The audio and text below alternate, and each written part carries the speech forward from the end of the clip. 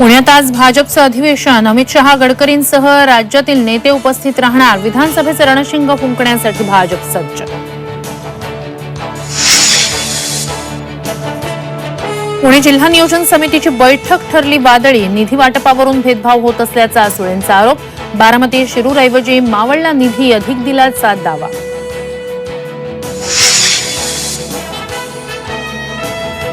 मनोज जरांगे पाटलांच्या आमरण उपोषणाचा आज दुसरा दिवस. सरकारनं मराठा समाजाला सापडलेल्या कुणबी नोंदींच्या आधारे सरसकट आरक्षण द्यावं, जरांगेंची मागणी.